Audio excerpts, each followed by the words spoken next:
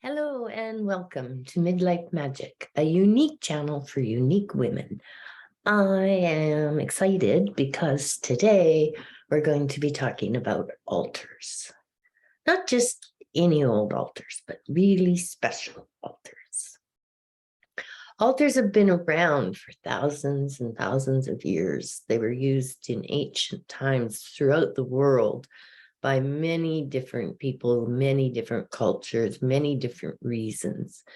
More often than not, when we think of altars, we think of the religious or religion-based altars, but there are so many more facets to altars. There's just so much that they can help you with. Altars are amazing for celebrating or mourning life events. They allow us to create a sacred space in today's busyness and our busy world. Altars can help take us away from our ordinary life. They offer us personal space. They offer us spiritual space. They offer us sacred space. Altars can help with getting in touch with your divine self, your higher power, your inner self, your inner child, the universe. Altars can help us connect with the past and with the future. Altars offer us time to ourselves. They offer us serenity time. They offer us space. Altars can help bring nature indoors. They are awesome for creating or celebrating transitions and transformations. They're an amazing way to remember our loved ones. Altars can help us create healthier lifestyles. Altars can help us create more abundance. There isn't almost anything that if you can't dream it, think it, imagine it, that an altar cannot help magnify or expand your access. When you have your altar, just looking at it can change how you feel. The conscious mind will appreciate the visual or the textures or the smells. The subconscious mind will feel all the feelings deep inside. You don't even really have to work at it. Just the connection alone will make it very special. We often build altars subconsciously or accidentally, depending.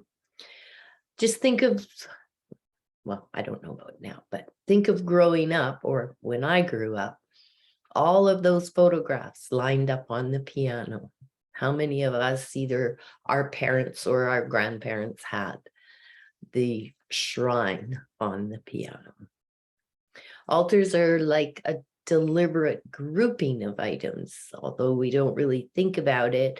If you collect panda bears, it would be unusual for you to put a panda bear in each corner. More often than not, you would have your panda bears in a little grouping, much like creating an altar. So collections are types of altars. If you have a table and that's your go-to spot for your incense and your feathers and your sage and your crystals, then that would be a type of altar. The placement of books. Some people place books tallest to shortest. Some people place books by color. That's creating a type of altar. Fairy gardens, another type of altar. Or depending on your desk, you might have a way that you arrange the papers. There's a type of altar. At your entrance, you may have a tray that collects any of your mail or your incoming, there is an accidental altar. That's where everything goes when you enter the door. Everything in our home and in our office makes a statement about ourselves, our values, our traditions, our likes, things that are important to us, things that we wish for, dream of, desire.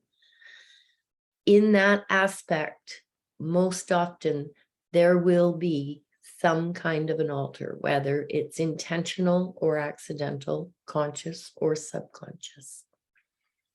Altars can take many forms. They can be very subtle, just a small group or a small set of objects on the windowsill, or they can be super bold. They can be on tables, they can be on walls, they can be on shelves, they can be inside, they can be outside, they can be permanent, they can be portable. An awesome way, if you're restricted by space, is to have a small, very shallow basket or bowl and create your altar in that so that you can move it around with you.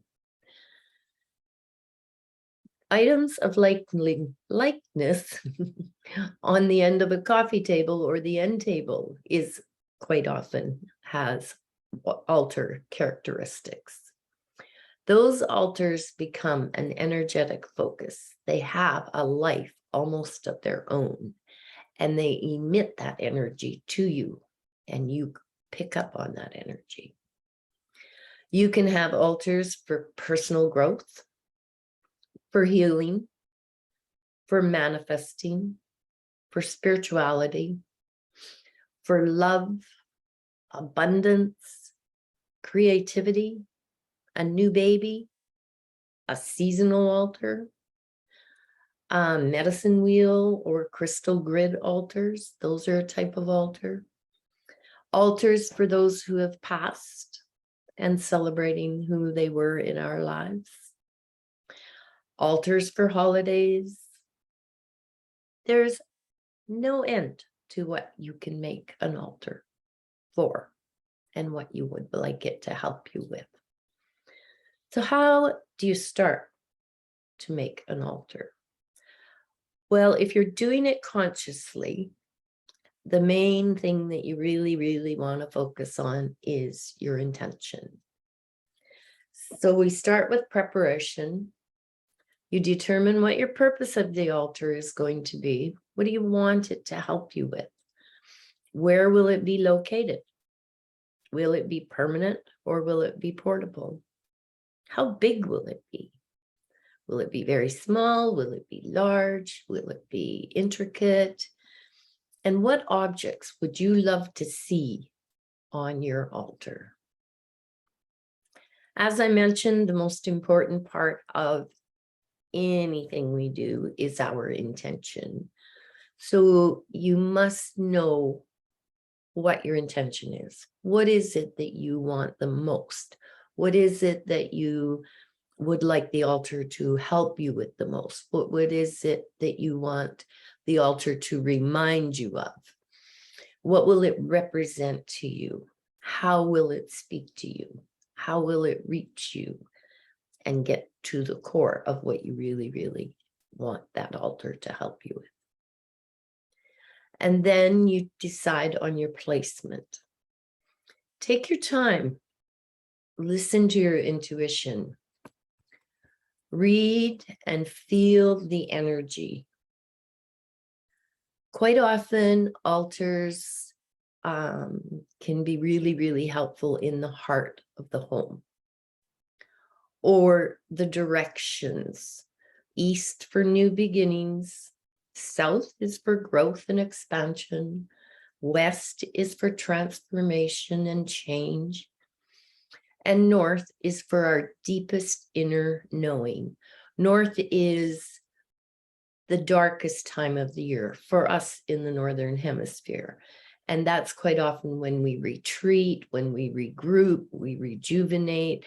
So if that's where you're placing your altar in the north, that might be something to keep in mind as how you will prepare your altar, what will be part of it. You may want to have an altar in your bedroom. It can help with newlyweds for the love and building and growing the relationship. It can help with your dreams if you have a dream altar. The living room quite often is great for friends and family and people that you're close to, relationships. The kitchen, also quite often known as the heart of the home, or in old days was where the hearth was, the fire and the soup cooking on the fire, and everyone gathered to get warm and to get fed. So the hearth or the hearth was a great spot for an altar. The entrance is what sees all of the energy. It sets the energy of the entire home. A welcoming altar is really, really nice. Or potentially, depending on your home and the activity within your home, you may find that you might use like black tourmaline crystal, which helps clear any negative energy coming in or going out. It just keeps all the energy nice and clean coming and going. You could use the Bagua map, the feng shui map. And I'll let you Google that because I'm still trying to learn my feng shui. The creation of your grid. That is extremely personal and totally individual. So what I'm about to offer is for you to just get some ideas, tweak it, take what you like, turf the rest, and make sure that you build your altar to what you want it to be, to what your intention is. An altar cloth is just really pretty, and you can pick anything you want. Color can play a big part in it. Fabric can play a big part in it. But ultimately, it's what makes you connect the best with your altar. Objects that you're going to use or put on your altar. Take your time, use your intuition, use your heart, use your gut when you're deciding what you would like to see on your altar. Quite often there is a signature or a centerpiece. Lots of times you'll see it'll be a Buddha. Some people use a fairy figurine. Some people I've seen use the dragons. It might be a candle. It might be a very special vase with beautiful flowers in it. Just kind of an anchoring piece that really sets the stage for your altar. And then the rest is limitless. So it can be anything from nature, rocks, tree branches, leaves, feathers, metals, shells, bones, plants, dried flowers, herbs, incense, essential oils, little animals, different colored objects, candles, photos, gifts from special people, ancestral items, and of course, crystals. They have to be there. They just have to be. But I wanted to kind of touch base on numbers, because numbers can have a big influence when you're dealing with things like altars or crystal grids or medicine wheels or anything that has kind of a variety of numbers. So it's from my mentor, Denise Lin, and I'm just going to go through it really quickly. So the 2 and things in 2s balance the yin and yang energies. 3s is the Trinity, the mind, the body, and the spirit. 4 is for security and foundations, the 4 elements. The 4 sacred directions. So the 4 elements: earth, wind, air, and fire. The 4 directions: east, south, west, north.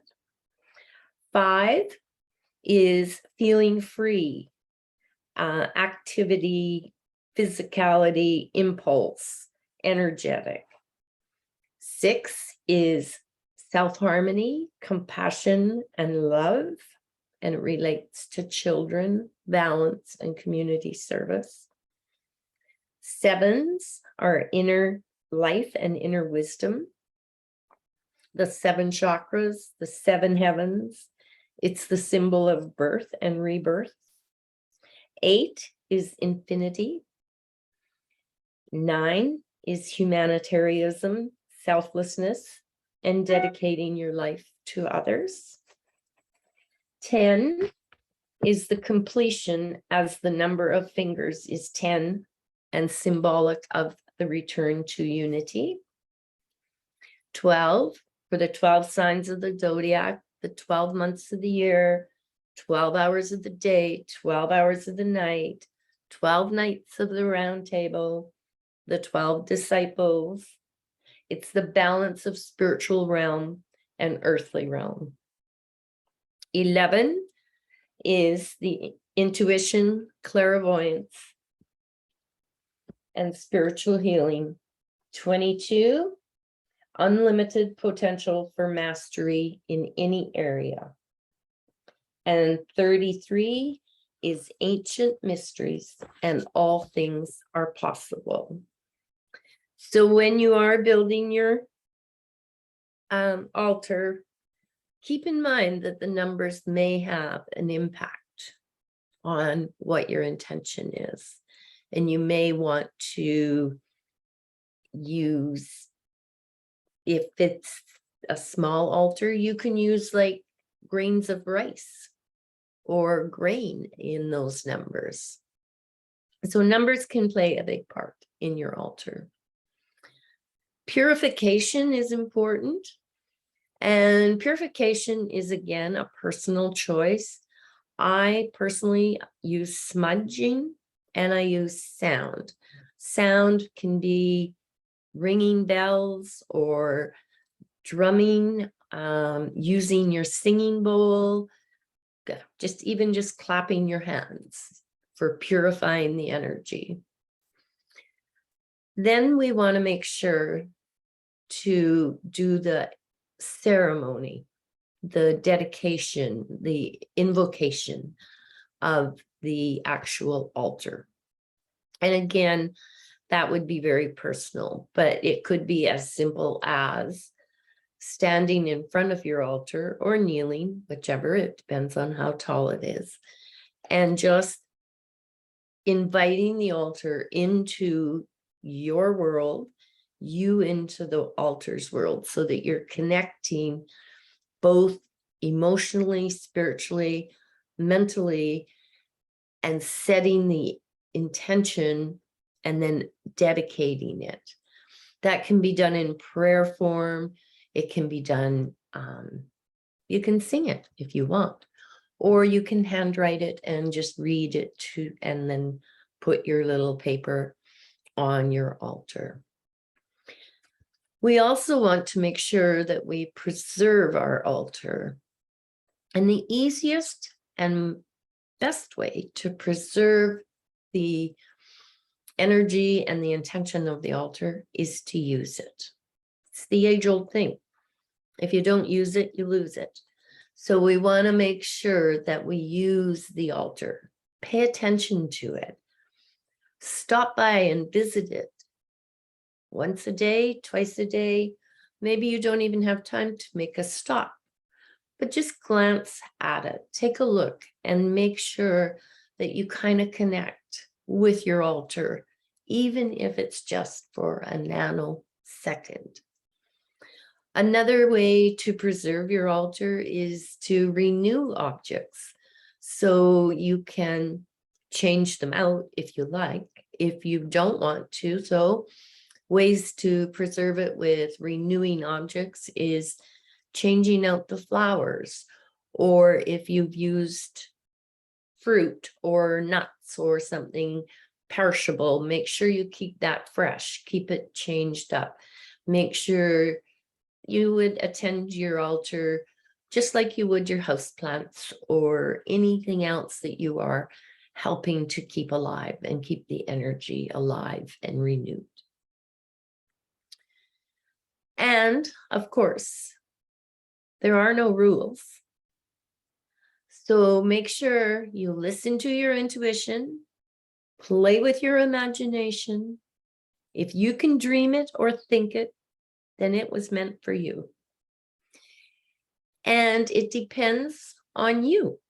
How public or how private do you want your altar to be? No one else ever needs to see it if that's what you choose. Or you can put it on display for everyone to see. I interestingly thought about it. I have a front flower bed and I couldn't figure out when I was designing it, but I knew that all I wanted in it was yellow flowers. So it's got the yellow daylilies and it's got the black-eyed Susans and I don't know what all, but it's all yellow flowers. And after I got it finished and then Foxy passed away, that was where I put my monument or my dedication to Foxy. And I just thought that was a special place for her because that's where I just really wanted her to be. But her fur was she was yellow. She was a yellow dog.